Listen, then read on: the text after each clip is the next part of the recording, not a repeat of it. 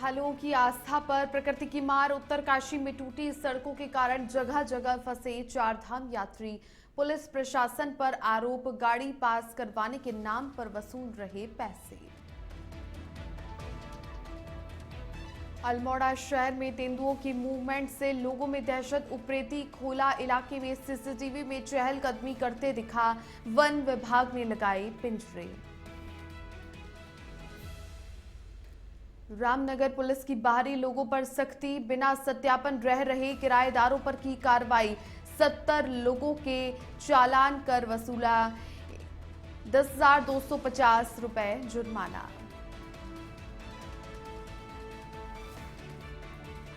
विधायक अरविंद पांडे ने किया दुर्गा पूजा कमेटी कार्यालय का उद्घाटन। कई गणमान्य लोग रहे मौजूद। 28 सितंबर से दुर्गा पूजा की होगी शुरुआत।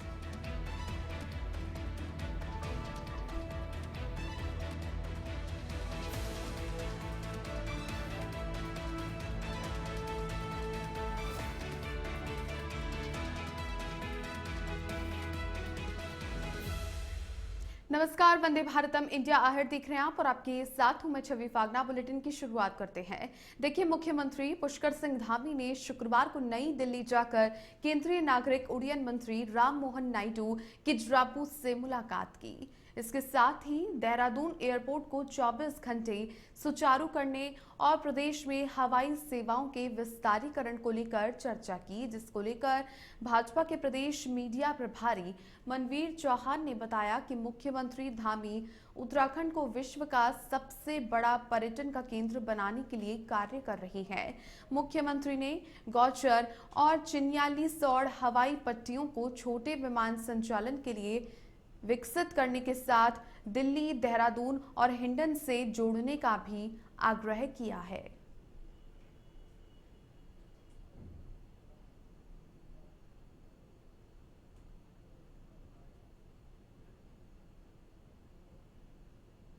चिन्यालीसौड़ की जो हवाई पट्टी है, गौचर की, नैनीसैण, पिथौरागढ़ की, इन पर छोटे विमान भी उतर सकें, इसको लेकर के उन्होंने केंद्र सरकार से इसकी मांग की है कि अधिक से अधिक लोग उत्तराखंड के पहाड़ी स्थलों पर जाएं और पर्यटन को बढ़ावा मिले। इसलिए उनका ये प्रयास लगातार वो कर रहे हैं और बहुत ही सराहनीय प्रश्न का है। चिन्यालीसौड़ की जो हवाई पट्टी है, गौचर की, नैनीसैण, पिथौरागढ़ की, इन पर छोटे विमान भी उतर सकें, इसको लेकर के उन्होंने केंद्र सरकार से इसकी मांग की है कि अधिक से अधिक लोग उत्तराखंड के पहाड़ी स्थलों पर जाएं और पर्यटन को बढ़ावा मिले। इसलिए उनका ये प्रयास लगातार वो कर रहे हैं और बहुत ही सराहनीय प्रश्न का है। नैनीताल के रामनगर में पुलिस प्रशासन ने सत्यापन अभियान चलाया। इसी दौरान भारी पुलिस बल तैनात रहा। ये कार्रवाई खास तौर पर बाहरी लोगों के खिलाफ की गई, जो कि बिना सत्यापन के किराए पर रह रहे थे। जिनका सत्यापन नहीं मिला, उनके खिलाफ चालान की कार्रवाई की गई और मौके पर ही सत्यापन भी करवाया गया।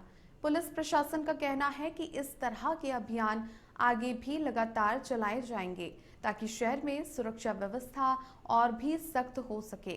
कोतवाल अरुण कुमार सैनी ने बताया कि अभियान के तहत पुलिस एक्ट में 70 चालान करके 10,250 रुपए का जुर्माना वसूला गया है।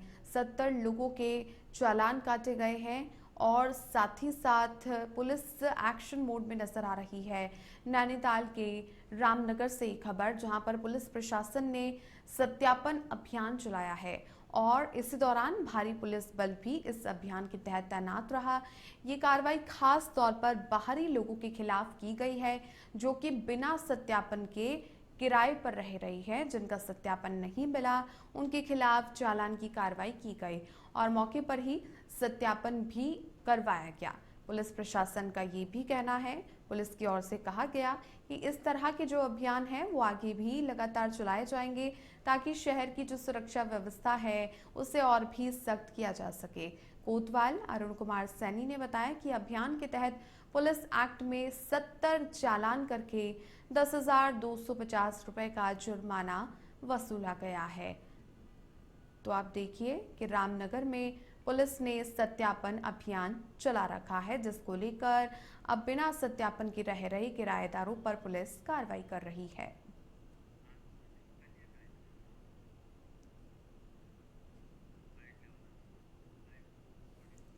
थाना रामनगर क्षेत्र में कप्तान साहब के निर्देशन में आज 3 टीमें बनाकर लगातार सत्यापन कार्रवाई की जा रही है, जिसमें बाहरी व्यक्ति और ठेली फड़ वाले और जो संदिग्ध व्यक्ति बगैर सत्यापन के यहाँ रह रहे हैं उनके विरुद्ध जो कार्रवाई की जा रही है और उनका सत्यापन किया जा रहा है। थाना रामनगर क्षेत्र में कप्तान साहब के निर्देशन में आज 3 टीमें बनाकर तो रामनगर में सत्यापन अभियान पुलिस के द्वारा चलाया जा रहा है। बिना सत्यापन के रह रहे किराएदारों पर पुलिस कार्रवाई कर रही है। जिनका सत्यापन हो रखा है उनसे और भी ज़्यादा डॉक्यूमेंट्स पुलिस की ओर से मांगे जा रहे हैं, तलाशी ली जा रही है। और ये कार्रवाई खास तौर पर बाहरी लोग जो हैं बिना सत्यापन के किराए पर रह रहे हैं उनके खिलाफ ये कार्रवाई की जा रही है। अधिक जानकारी के लिए सहयोगी राजीव अग्रवाल जुड़ चुके हैं रामनगर से। राजीव, नैनीताल के रामनगर में पुलिस सत्यापन अभियान चला रही है, इस अभियान को लेकर पूरी जानकारी दीजिए। देखिए सभी, मैं आपको बताऊं कि एसएसपी नैनीताल प्रहलाद नारायण मीणा के निर्देश पर आज रामनगर में सुबह ही तड़के यह कार्रवाई पुलिस द्वारा की गई है। पुलिस ने जो है खास तौर पर जो बाहरी इलाके के जो लोग हैं, खास तौर पर जो उत्तर प्रदेश के विभिन्न इलाकों से लोग यहाँ किराए पर रह रहे हैं, फल ठेले लगा रहे हैं और जो है फेरी वाले जो हैं उनके खिलाफ आज ये सुबह ही जो है अभियान चलाया, जिसको लेकर हड़कंपी भी मचा।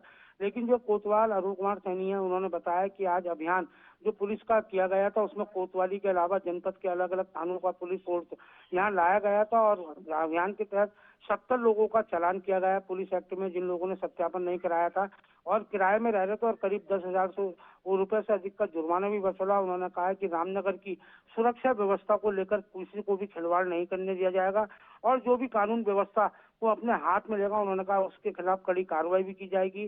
कोतवाल ने साफ तौर पर कहा है कि जो पुलिस का आज ये अभियान है सत्यापन का, इसको लेकर लगातार पुलिस का समय समय पर अभियान भी चलाया जाएगा। और आज कोतवाल ने इसके अलावा बाहरी लोगों के अलावा अन्य स्थानों पर भी जैसे होटल, रेस्टोरेंट या स्पा सेंटर है वहाँ भी जो है ये अभियान चलाया और उन्होंने कहा है कि अभियान में सभी से जो मकान मालिक हैं उन्होंने उनसे भी अपील की है कि यदि आप किसी को अपने यहाँ किराएदार रखते हो तो उसका सत्यापन कोतवाली में अवश्य कराएं। यदि मकान मालिक सत्यापन नहीं कराएगा तो उन्होंने कहा उनके खिलाफ भी कार्रवाई की जाएगी। खास तौर पर जो देखा जाए तो रामनगर की कानून व्यवस्था जो पटरी से उतरने को बात आई है उसको लेकर उन्होंने कहा है कि कानून व्यवस्था को लेकर पूरी तरह पुख्ता इंतजाम पुलिस द्वारा किए जाएंगे। ठीक है, बहुत शुक्रिया राजीव आपका तमाम जानकारियां साझा करने के लिए। तो सत्यापन अभियान रामनगर में पुलिस ने चलाया। इसके अलावा आप देखेंगे कॉलोनीज के अलावा होटल, रेस्टोरेंट्स में भी ये अभियान चल रहा है और इसी के तहत पुलिस ने 70 लोगों के चालान काटे हैं और ऐसे में भारी मात्रा में भी जुर्माना वसूला है। होटल के मालिक हो या फिर मकान मालिक हो, सभी को भी जो अगर वो किराए पर बाहरी लोगों को दे रहे हैं तो पूर्ण सत्यापन के डॉक्यूमेंट्स जमा करवाए बिना उन्हें ना रखे, ये भी पुलिस की ओर से आग्रह किया गया है।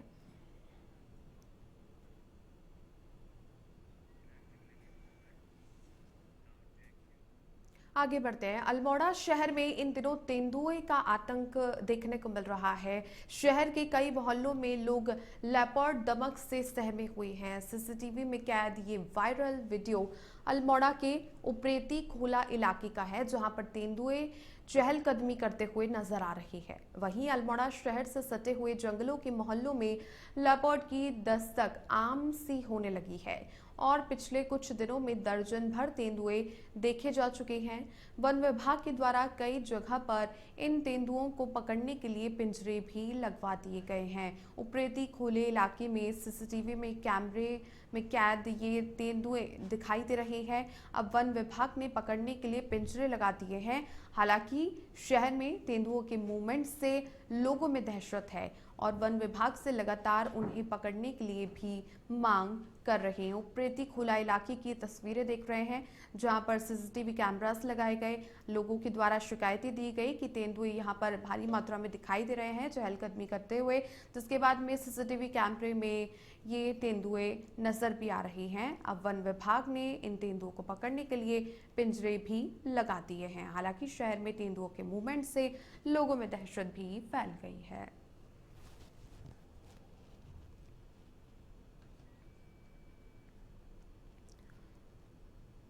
तो साफ साफ तस्वीरों में नजर आ रहा है कि किस प्रकार से तेंदुए हैं, घर के बाहर दिखाई दे रहे हैं, चहलकदमी करते हुए ये तेंदुए नजर आ रहे हैं। अल्मोड़ा शहर से सटे हुए जंगलों के मोहल्लों में लेपर्ड की दस्तक अब आम सी होने लगी है। रोजाना इस तरह की तस्वीरें वहां पर सामने आ रही हैं और पिछले कुछ दिनों में आप देखें तो आंकड़ा दर्जन भर तेंदुए देखे जा चुके हैं। वन विभाग को भी शिकायतें की गई हैं। मोबाइल से वीडियो बना करके भी वन विभाग को इसकी सूचना दी गई। तो देखिए, अल्मोड़ा शहर में तेंदुओं का आतंक बढ़ रहा है और शहर के कई ऐसे मोहल्ले हैं जहां पर लेपर्ड्स पहुंच रहे हैं और अब सीसीटीवी में भी ये वायरल वीडियो हो गया है। अल्मोड़ा के उपरेती खोला इलाके का है जहां पर तेंदुए चहलकदमी करते हुए रात के समय में दिखाई दे रही हैं। अल्मोड़ा शहर से सटे हुए जंगलों से बाहर निकलकर मोहल्ले में अब लेपर्ड्स की जो दस्तक है वो आम सी होने लगी है। वन विभाग को सूचना दी गई, जिसके बाद वन विभाग ने तेंदुए को पकड़ने के लिए जगह जगह पर पिंजरे भी लगा दिए हैं। लोगों की आजीविका यात्रा पर प्रकृति आपदा की मार से एक और यात्रियों की आस्था कम होती नजर नहीं आ रही है। देखिए, माफ कीजिएगा, नजर आ रही है। तो वहीं पर दूसरी ओर सड़कें टूटी होने के बाद भी यात्री यमुनोत्री जैसे कठिन धाम पर पैदल यात्रा कर रहे हैं। प्रशासन तो सड़कें खोलने का प्रयास कर रहा है, लेकिन प्रकृति के सामने सब कुछ धरा रह गया। चार धाम पर आने वाले यात्री जगह जगह पर फंसे हुए हैं। जिलाधिकारी भी मौके पर यात्रा व्यवस्था देख रहे हैं। सवाल इस बात का है कि आखिर सड़कें कब खुलेगी और यात्री यमुनोत्री और गंगोत्री धाम की यात्रा आखिर कब कर सकेंगे। एक महिला यात्री ने गंगोत्री धाम की यात्रा में पुलिस प्रशासन पर गाड़ी पास करवाने के नाम से पैसा वसूली का आरोप लगाया है। जो तमाम यात्रीगण हैं, श्रद्धालु हैं, वो परेशान हैं और लोगों की आजीविका यात्रा पर प्रकृति आपदा की मार से एक और यात्रियों की जो आस्था है वो कम होती नजर आ रही है। अब वहीं पर दूसरी ओर आप देखिए कि सड़कें टूट गई हैं। अब सड़कें टूटी होने के बावजूद भी यात्री यमुनोत्री जैसे कठिन धाम पर भी पैदल यात्रा कर रहे हैं। प्रशासन तो सड़कें खोलने का प्रयास कर ही रहा है, लेकिन प्रकृति के सामने सब कुछ धरा का धरा रह गया। चार धाम पर आने वाले जो यात्री हैं अब वो जगह जगह पर फंस गए हैं, क्योंकि जो उनके साधन हैं, जो वाहन हैं, वो ट्रैवल नहीं कर सकते हैं। उत्तरकाशी से सहयोगी सुमित जुड़ चुके हैं। सुमित, जिस प्रकार से यात्री हैं वो काफी परेशान हो रहे हैं। हालांकि जो रोड है वो ऐसे में लैंडस्लाइड हो गई, चाहे सड़कें पूरी खराब हो गई हों, तो ऐसे में सड़कें कब खुलेंगी इसका भी इंतजार यात्रियों को है। वहीं पर गाड़ी पास करवाने के नाम से भी पैसा वसूली के आरोप लगा रहे हैं श्रद्धालु। जी बिल्कुल सही। मैं आपको बता दूं कि कहीं न कहीं जो आपदा की जो घड़ी थी वो कहीं न कहीं अब पटरी पर उतर चुकी है, क्योंकि अब जो यात्रा है वो चार धाम की यात्रा अब शुरू हो चुकी है। चाहे वो प्रशासन की बात की जाए, क्योंकि अब जो यात्री है वो धीरे-धीरे इस मौसम में भी और इस आपदा की घड़ी में भी अपना जो भक्ति है वो जो चार धाम को दर्शन करना है उसके लिए लगातार अब धीरे-धीरे बढ़ती नजर आ रही है। तो कहीं न कहीं यहाँ पर जो चुनौती है वो प्रशासन और पुलिस प्रशासन को यहाँ पर जरूरी है, क्योंकि आप यमुनोत्री की बात की जाए तो यमुनोत्री में कई ऐसे जो डेंजर जोन है जहाँ पर पूरा जो मार्ग है वो क्षतिग्रस्त हुआ है और उसके बाद भी जो यात्री का है वो सिलसिला जारी है, जिसके लिए यहाँ पर पुलिस प्रशासन जो यात्री की जो वाहन है उन्हें रोका जा रहा है और उन्हें पार्क किया जा रहा है। और जहाँ से यमुनोत्री धाम के लिए भी यात्री पैदल मार्ग कर रहे हैं। और वहीं अब गंगोत्री धाम की बात की जाए तो यहाँ पर जिलाधिकारी प्रशांत आर्य ने लगातार जो उत्तरकाशी से यहाँ पर हीना नामक जगह पर यहाँ पर वेरिफिकेशन चेक पोस्ट है, यहाँ पर अभी जो नलुड़ा तमाम ऐसे जो नॉन स्लाइडिंग जोन है वहाँ पर चेंज किए है और पुलिस के माध्यम से वहाँ पर बैरिकेड किया गया है, क्योंकि जो यहाँ पर बड़ी वाहनों का है उनका अभी आगमन गंगोत्री धाम तक नहीं हो रहा है, क्योंकि छोटी वाहनों के लिए यहाँ पर बीआरओ द्वारा मार्ग को खोल दिया गया है। और कहीं न कहीं अभी भी मौसम अगर खराब होता है तो लैंडस्लाइडिंग का मामला गंगोत्री राष्ट्रीय राजमार्ग पर देखने को मिलेगा। तो कहीं न कहीं बीआरओ और प्रशासन अपनी युद्ध स्तर पर कार्य कर रहा है और जो यात्री हैं इन्हें लोकल टैक्सी के माध्यम से गंगोत्री धाम में भी आज की बात की जाए या कल की बात की जाए तो 500 से ऊपर जो यात्री है उन्होंने गंगोत्री धाम में दर्शन कर दिया है। कहीं न कहीं 1.5 महीने का वक्त बीत चुका है जो धराली आपदा आई है और जो गंगोत्री धाम में श्रद्धालु की जो संख्या बिल्कुल शून्य देखने को मिल रही थी। तो कहीं न कहीं जो रोज यात्रा से रोजगार से जो जुड़े हैं उनके चेहरे जरूर यहाँ पर खिल चुके हैं। अब आप हट्टी वैली की बात की जाए तो वहाँ पर स्टे का भी जो कार्य है वो भी प्रारंभ होना है। तो धराली आपदा के बाद जो आपदा से जो जो जुड़े हैं, यात्रा से जुड़े हैं, तो कहीं ना कहीं सभी को यहाँ पर काफी बड़ा नुकसान हुआ है। अब यात्रा धीरे धीरे चल रही है, जिसके लिए प्रशासन ने यहाँ पर पुलिस प्रशासन और तमाम यहाँ पर जो मुस्तैद हैं, बीआरओ हैं, एनडीआरएफ है, एसडीआरएफ है, वो यात्रा को सुगम बनाने के लिए प्रशांत जिलाधिकारी ने साफ तौर पर निर्देश दिए। सुमित, एक और अपडेट आपसे लेना चाहेंगे। चारधाम की यात्रा शुरू तो कर दी गई है, लेकिन फिलहाल जो इन चारों धामों की यात्रा के जो सड़क रूट्स है, जो सड़क मार्ग है, उनको लेकर ताजा स्थिति कैसी है? हाँ बिल्कुल, मैं आपको बता दूं कि यमुनोत्री जो मार्ग है कहीं कहीं बीआरओ युद्ध स्तर पर काम कर रहा है। तो कुछ ही दिन बाद वहां पर भी जो बड़ी वाहन है उनके लिए भी गंगोत्री धाम के दर्शन यात्री कर सकते हैं। और गंगोत्री धाम की बात की जाए तो गंगोत्री धाम यात्री पहुंच रहे हैं, 500 से ऊपर की यात्री जो है वो दर्शन कर रहे हैं, क्योंकि जो यहाँ पर चेक पोस्ट है हिंदा नामक से जो यहाँ पर यात्रियों की वेरिफिकेशन किया जा रहा है, तो वहां से अभी हल्की वाहनों की अनुमति प्रशासन दी है। क्योंकि अभी लेन सराय का जो मामला है वो 2-3 दिन बारिश रुकने से जो बीआरओ को काम करने में काफी अच्छी मदद मिल रही है। अगर बारिश होती है तो फिर से लेन सलाने का जो मामला है वो सामने आता है। तो कहीं ना कहीं गंगोत्री की बात की जाए तो गंगोत्री में जो यात्रा है वो प्रारंभ हो चुकी है, जिसके लिए बीआरओ युद्ध स्तर पर कार्य कर रहा है। प्रशासन अपनी ओर से यहाँ पर तमाम विभागों को अलग मोड़ पर रखा है, क्योंकि अब यात्रा को देखना है। जो धराली की बात की जाए तो धराली से भी जो मार्ग अवरुद्ध हुए थे, चाहे वो हेल्कू घाट की बात की जाए, चाहे सोनघाट की बात की जाए, तो वहां पर बिल्कुल वैकल्पिक मार्ग बना दिया गया है। तो कुछ ही दिन बाद जो प्रशासन ने कहा है कि इसके बाद जो यात्रा को देखते हुए 2-4 दिन का जो उन्होंने बिहारों का समय लिया है, क्योंकि इसके बाद जो बड़ी वाहन है वो भी गंगोत्री धाम तक पहुंच सकती है। जी ठीक है, बहुत शुक्रिया सुमित आपका तमाम जानकारियां साझा करने के लिए। तो आप देखिए कि टूटी हुई सड़कें हों तो इससे श्रद्धालु काफ़ी परेशान होते हुए दिखाई दे रहे हैं, और ऐसे में हालांकि प्रशासन की ओर से ये जो सड़क है चारधाम की यात्रा की शुरुआत कर दी गई है, उसे ठीक करने के लिए भी तमाम जो इंतजामात हैं वो किए जा रहे हैं। चलिए आगे बढ़ते हैं। खबर दिनेशपुर से है, जहां पर दिनेशपुर में क्षेत्रीय विधायक अरविंद पांडे ने दुर्गा पूजा कमेटी के कार्यालय का उद्घाटन किया। जानकारी के अनुसार 28 सितंबर से दुर्गा पूजा की शुरुआत होने जा रही है। स्थायी एवं उत्सव दुर्गा पूजा कमेटी के लोग दुर्गा पूजा की व्यवस्था एवं पूजा के उपलक्ष्य में लगने वाले मेला और सांस्कृतिक कार्यक्रम को भाव रूप देने के लिए दिन रात मेहनत कर रहे हैं। विधिवत दुर्गा मंदिर के पास दुर्गा मंदिर कमेटी के कार्यालय का उद्घाटन किया गया। इस दौरान क्षेत्र के लोग बड़ी संख्या में शामिल हुए।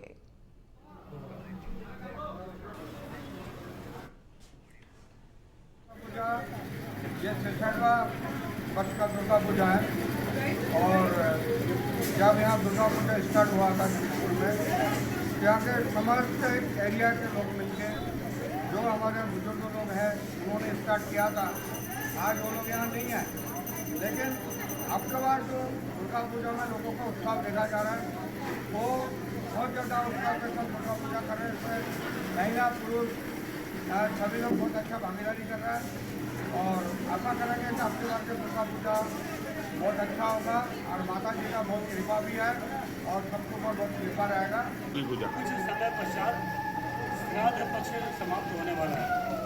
श्राद्ध पक्ष समाप्त होते ही दुर्गा पूजा महोत्सव के धूम हमारे इलाके में प्रारंभ होता है, और हमारे इलाके में दुर्गा पूजा एक बहुत भव्य दिव्य तरीके से मनाया जाता है, जो हमारे बंगाली समाज के लोग मनाते हैं, और उसमें सभी समाजों का बहुत बड़ा योगदान होता है। उसी कड़ी में दुर्गा पूजा महोत्सव के लिए आज हमारी कमेटी के लोगों ने आज बाकायदा कार्यालय का उद्घाटन किया है, और उसका अवसर पर मुझे भी बुलाया। मैं जिस उद्देश्य के लिए आज इस कार्यालय का उद्घाटन किया गया है, मैं माँ दुर्गा माता से मैं प्रार्थना करता हूँ कि वह उद्देश्य सफल होना चाहिए, और इलाके का सर्वांगीण विकास होना चाहिए, सभी का विकास होना चाहिए।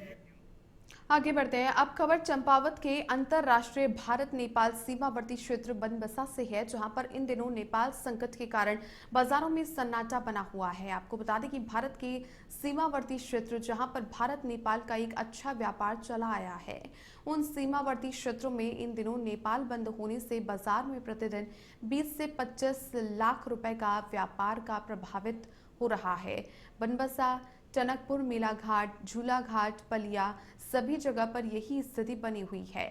बनबसा व्यापार मंडल अध्यक्ष भारत बिष्ट का कहना है कि भारत की तरफ से किसी प्रकार का कोई सीमा पर प्रतिबंध नहीं लगाया गया है।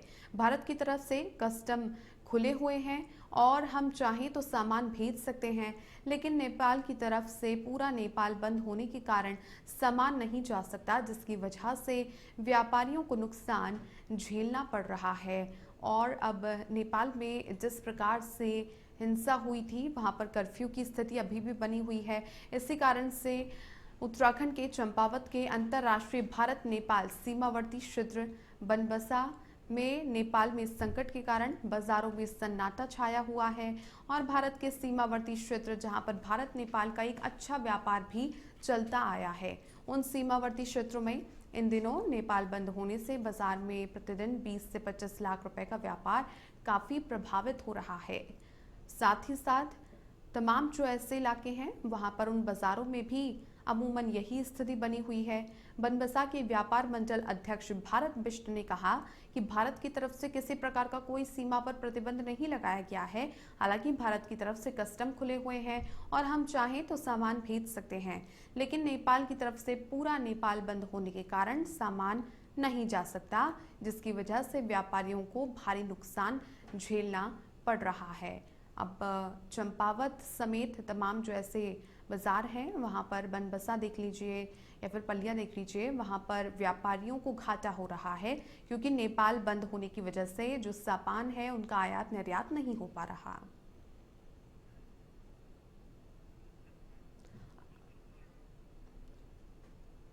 तो नेपाल की तरफ से पूरा नेपाल बंद होने के कारण सामान नहीं जा सकता है, जिसकी वजह से जो हमारे व्यापारी हैं उन्हें काफी नुकसान झेलना पड़ रहा है।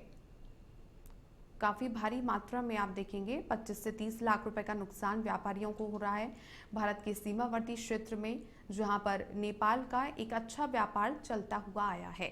अब उन सीमावर्ती क्षेत्रों में नेपाल बंद होने से बाजार में भारी नुकसान व्यापारियों को हो रहा है और व्यापार भी काफ़ी प्रभावित हो रहा है। आप देख लीजिए, बनबसा हो गया, टनकपुर मेलाघाट हो गया या फिर पलिया हो गया, ये सभी जगह पर एक जैसी स्थिति बनी हुई है, क्योंकि नेपाल बंद है तो ऐसे में सामान को व्यापारी नहीं भेज पा रहे हैं और काफ़ी प्रभावित भी हो रहा है। व्यापार मंडल के अध्यक्ष भारत बिष्ट ने कहा कि भारत की तरफ से किसी प्रकार का सीमा पर कोई प्रतिबंध नहीं लगाया गया है और भारत की तरफ से तो कस्टम भी खुले हुए हैं और यदि हम चाहें तो सामानों को भेज सकते हैं, लेकिन फिर भी नेपाल की तरफ से पूरा नेपाल बंद होने के कारण सामान नहीं जा सकता है, जिसकी वजह से व्यापारियों को काफ़ी नुकसान झेलना पड़ रहा है। पर्यटन की दृष्टि से आप देख लीजिए यहाँ पर, या फिर दूसरी और आप देख लीजिए सामानों को लेकर के भी व्यापारियों को भारी नुकसान हो रहा है।